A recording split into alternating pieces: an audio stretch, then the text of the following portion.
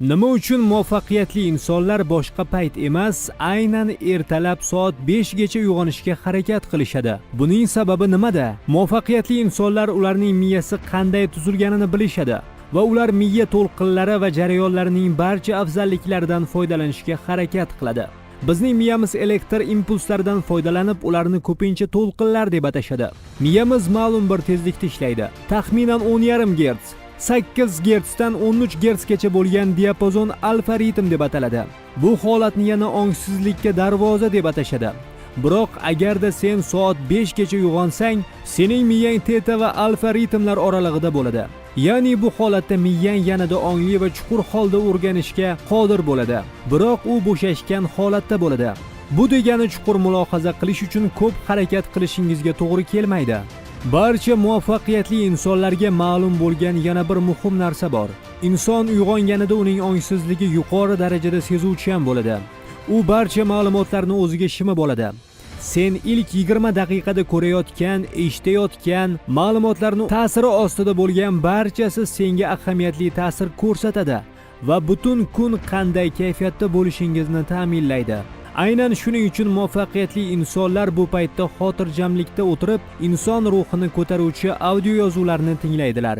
Ular elektron pochtani tekshirish yoki ijtimoiy tarmoqlarda vaqt sarflangan holda miyasini ifloslantirmaydilar. Ular hayotga ijobiy qarab, ongli ravishda kun davomida kayfiyatlarini tanlaydilar. Ular erta yotishni tanlaydilar va tongning ilk soatlarini shaxsiy rivojlanish uchun sarflaydilar. Quyosh botgandan so'ng darhol uxlashga yotish va quyosh chiqquncha turish ularning kundalik odatiga aylanadi. Nima sababdan ular erta uxlashga yotadilar? 22:00 dan 02:00 gacha bo'lgan vaqt chuqur uyquning faol fazasiga kiradi. Bu paytda insonning kuchi qayta tiklanadi. 2:00 dan so'ng uyqu o'zining foydali xususiyatlarini yo'qotadi. Uyqu davomida o'zingizni tiklash paytini muntazam ravishda o'tkazib yuborishda davom etsangiz, siz ertalablari doimo charchagan va holsizlangan holda uyg'onaverasiz. Tungi va kunduzgi sikllar sening tanangga nihoyatda kuchli ta'sir ko'rsatadi. Mana shu sababli quyosh botganidan so'ng 1 yoki 2 soat o'tgach qonda melatonin darajasi oshib boradi. Shunday tarzda tanang senga uxlashning vaqti kelganligi haqida xabar beradi. Yarim tunda melatonin maksimal darajaga ko'tariladi va asta-sekin pasayib boshlaydi. 22:00 bu inson tanasi oshib borayotgan melatonin ta'siriga javob berishni boshlagan payt. Uyqu siklidagi bu payt butun tanangizning tiklanishi uchun javobgar bo'lgan moddalar almashinuvida katta o'zgarishlarga olib keladi. Bu aynan soat 22:00 da ro'y berishi uchun tana o'zining ishlash jarayonini pasaytirib borishi kerak. Bu esa aqliy va jismoniy faollikning pasayishi natijasida amalga oshiriladi. Agarda sen bu paytda hali uxlamayotgan bo'lsang, ikkinchi nafas kabi holatni boshdan kechirasan. U aqliy faollikning oshishi va tizimingda 22:00 da mavjud quvvatning tashqariga chiqishi natijasida vujudga keladi. Shunga qaramasdan ikkinchi nafasning haqiqiy qiymatini bu vaqtda uxlaganingizdagina his etishingiz mumkin. Tadqiqotlar shuni ko'rsatdiki, agarda sen uyquga 22:00 da yotsang, uxlashing bir oz qiyinroq bo'ladi. Shu bilan birga kuchlarni tiklovchi uyqudan bahramand bo'la olmaysan. Natijada o'zingni ertalab holsiz va charchagan bo'lib his etasan. Bunday mayda narsalar juda muhim, hattoki soat 22:00 da uyquga ketish kerakligi ham uyqu sifatini ancha o'zgartirishi mumkin. Buning ustiga sen ertalab quvvatga to'la va yangi kunni boshlashga tayyor bo'lib uyg'onishingning ehtimoli yuqori bo'ladi. Bu sen o'z tizimingni tabiiy jarayonlardan o'tish imkoniyatini berganing uchun ro'y beradi. Sening organizming bu paytda moddalar almashinuvidagi barcha o'zgarishlardan foyda oladi.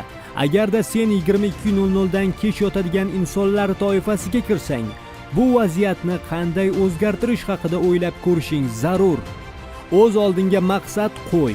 Uyquga aynan 22:00 da ketishni boshlaguningizgacha har hafta 15-30 daqiqa oldin uxlashga yoting. Apple korporatsiyasining rahbari Tim Cook, Oprah Winfrey, Dwayne Johnson kabi muvaffaqiyatli insonlar o'z kuning quyoshning ilk nurlari bilan boshlashadi. Chunki aynan shu vaqtda buyuk ishlarni qilishga yo'naltiriladigan motivatsiya paydo bo'ladi. Aynan tongi sukunat ularga o'zlarining salohiyatidan to'liq foydalanishga imkoniyat beradi. Muvaffaqiyatli odamlar ular kun davomida ega bo'lgan har bir daqiqadan unumli foydalanishni biladi. Sababi ularning maqsadlari issiqqina ko'rpa ostida o'tkazgan bir lahzalik zavqlarga nisbatan ancha muhimroq. Ular o'z hayotida ertaroq turish odatini qoida qilib oladilar. Chunki qattiq intizom va doimiy muvaffaqiyatli hayotning muhim qismi ekanliklarini biladilar. Inson miyasi o'z imkoniyatlaridan maksimal darajada foydalanadi. U birdaniga bir nechta masalani bajarmayotgan taqdirda, ishning sifatli bajarilishi sen bu masalaga e'tiboringni qanchalik jalb qilganligingga bog'liq. Senga hech kim xalaqit bermayotganida qo'yilgan masalaga e'tiborni qaratish yanada osonroq bo'ladi va samarali natija beradi. Muvaffaqiyatli insonlar buni biladi va shuning uchun o'zlarining ertalabki soatlarida miya ishlashining barcha afzalliklaridan foydalanishga intiladilar. Yuqori cho'qqilarga erishadiganlar bu ertalabki soatlar ularga to'g'ri qaror qabul qilishda yordam berishni bilishadi. Ertalab rioya qilingan intizom kun davomida intizomga rioya qilinishini ta'minlaydi. Aynan shu muvaffaqiyatli hayotning garovi bo'lib hisoblanadi. Tong otishidan oldin sokin va xotirjam vaqt davomida siz o'zingizga g'amxo'rlik qilish muhitini sho'ng'igandek bo'lasiz. Ochig'ini aytganda, bunga kun davomida kamdan kam payt bo'ladi.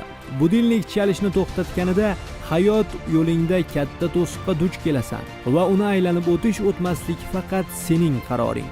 Faqat sen o'z vaqtingdan qanday foydalanishni tanlaysan. Qolgan barcha hali ko'rpada yotib, tushlar ko'rayotgan bir paytda harakatga ketishning vaqti keladi. Ertalabki soatlar sen hammadan oldinda bo'lishing uchun vaqt hadya etadi. Bu haqiqatdan ham muhim bo'lgan narsalarga e'tibor jalb qilish uchun vaqt. Bu haqiqiy hayot naqadar go'zal ekanligini senga anglashga xalaqit beradigan eski va cheklab qo'yadigan xayollarni chetga surish vaqti. Hammasi sening qo'lingda va sen hayotingni qanday yashash borasida qaror qabul qila olasan. Kuning qachon boshlanishini faqat sen qaror qilasan. Matnni Jasur Rahmon o'qidi.